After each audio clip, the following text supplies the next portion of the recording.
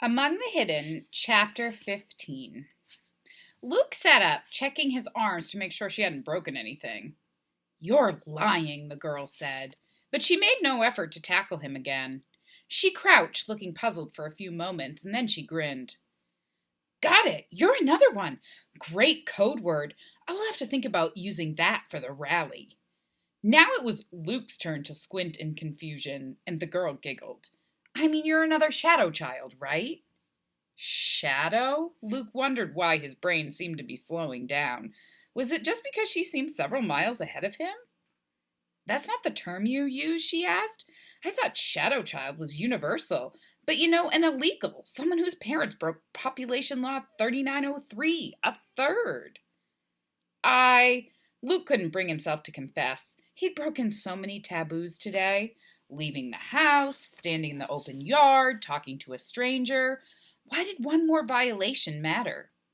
"You can say it," the girl coaxed. "I'm a third child.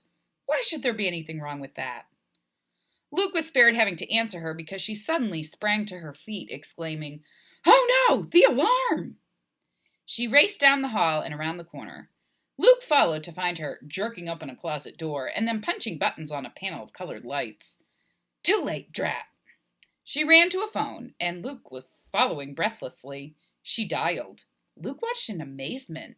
He'd never talked on a phone. His parents had told him the government could trace calls, could tell if a voice on a phone was from a person who was allowed to exist or not.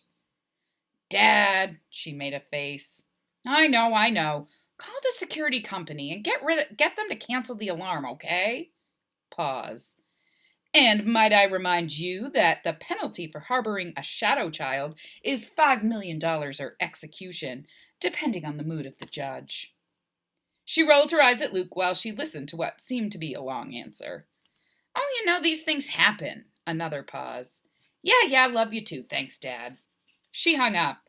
Luke wondered if she should run back to his house immediately before the population police really did show up. "They can find you now," Luke said, "just from the phone." The girl laughed. "They say, but everyone knows the government's not that competent, or doesn't really have the ability to do that." Luke started inching toward the back door just in case. "But there really was an alarm?" he asked. "And you have security guards?" "Sure, doesn't everyone?" The girl took another look at Luke. "Oh, maybe not." She winced apologetically as soon as she'd said that, and Luke decided to ignore the insult.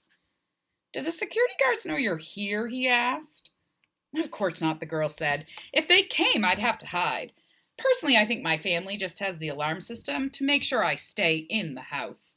They don't know I can disable it, but—" She gave him an evil grin. "I set it off sometimes, just for fun." "That's fun?" Luke asked. He thought another third child would understand him, be just like him. This girl sure wasn't.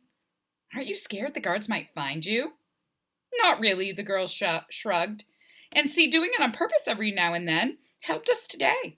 My dad didn't even really ask why the system needed to be stopped. He just thought it was me making trouble again."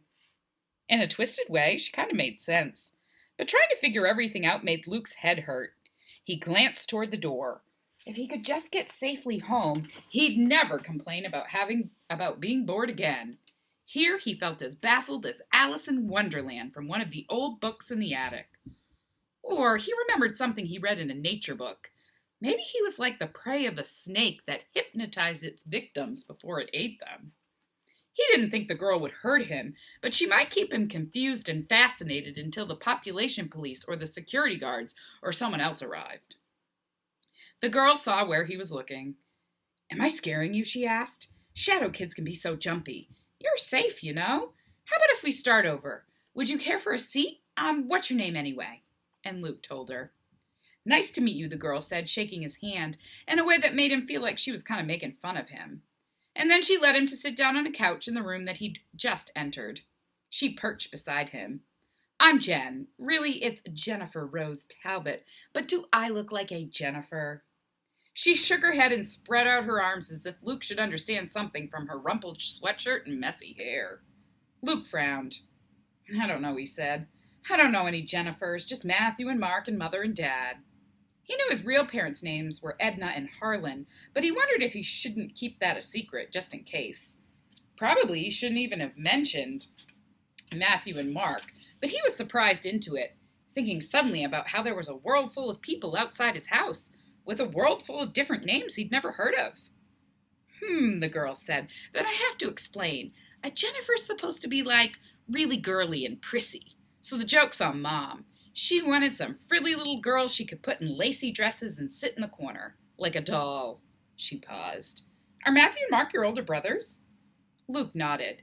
"So you've never met anyone outside your immediate family?" Luke shook his head no, and Jen looked so amazed he felt like he had to defend himself. "And you have?" he asked, with almost the same taunting voice he sometimes used with Mark. "Well, yeah," she said. "But you're a third child, too," Luke protested. "A shadow child, right?" He suddenly felt like it might be easy to cry if he let himself. All his life, he'd been told he couldn't do everything Matthew and Mark did because he was a third child.